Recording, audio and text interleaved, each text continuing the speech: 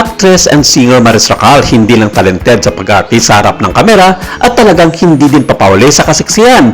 Kahit si Coco Martin na kanyang leading man ay napahanga niya sa kanyang husay sa pag-arte bilang isa sa mga cast ng Batang Quiapo. Sa naging ambush interview na ginawa ng ilang mga showbiz insiders kay Coco Martin nitong nagdaang Christmas party ng mga cast na nasabing serye sa isang private bar sa Quezon City, tinanong ang aktor at direktor sa estado ng Batang Quiapo at naging kamustahan si Maris Racal bilang kanyang current leading lady. Hindi nag-alinlangan na sinabi ng tanggol na si Maris Racal ay isa sa pinaka-magaling at pinakamagandang leading lady niya sa kanyang nakasama na halos isang dekada niya sa showbiz industry. Kaya hindi naging mahirap para sa kanya ang paggawa ng mga ma-action at madramang mga eksena sa nasabing serye dahil ayon sa kanya, komportable siyang makatrabaho ang dalaga sa ilang buwan na nitong pananatili sa Batang Quiapo. Pero may bad news na binahagi ang aktor-director sa kanyang naging recent interview dahil tumindi ang espekulasyon matapos ang isang Facebook post na binahagi ng cast member na si Mark Anthony Andaya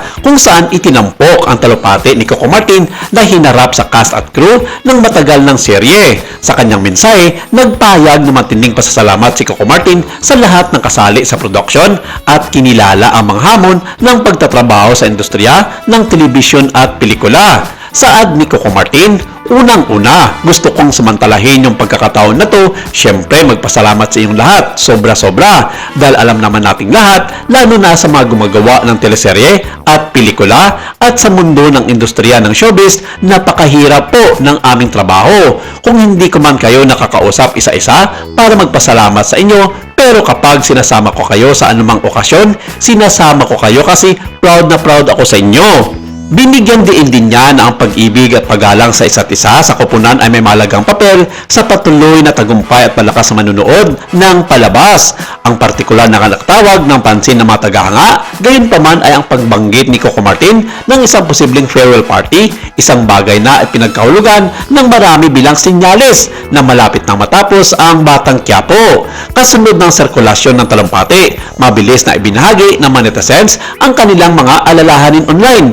Inihambing ng ilan ang tila mas maikling run ng palabas sa nakaraang long-running series ni Coco Martin na EPJs ang Probinsano na ipinalabas ng halos 7 taon. Nadaragdagan ng gasolina sa hakaka ang mga ulat na nagsasabing ang EPJs Batang Quiapo na ipinalabas noong February 13, 2023 ay maaring ipalabas ang uling episode nito sa darating na unang bahagi ng Enero, mas maaga kaysa sa una nitong nabalitaang pagtatapos noong February o March 2026. Kasalukuyang napapanood ang serye sa Kapamilya Channel, A2C at TV5. Iniisip naman tagaloob ng industriya na ang posibleng maagang pagwawakas ay maaaring konektado sa mga isyu sa pagitan ng ABS-CBN at TV5.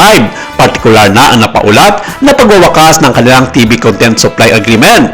Ang Notice of Termination ay naiulat na natanggap ng ABS-CBN noong December 4 dahil umano sa hindi nababayaran mga obligasyon nito, mga claim na itinanggi ng ABS-CBN sa mahabang paliwanag. Sa kabila ng mga chismis, wala pang opisyal na payag ang nilabas ang network o ng production na nagkukumpirma sa petsa ng pagtatapos ng Batang Quiapo.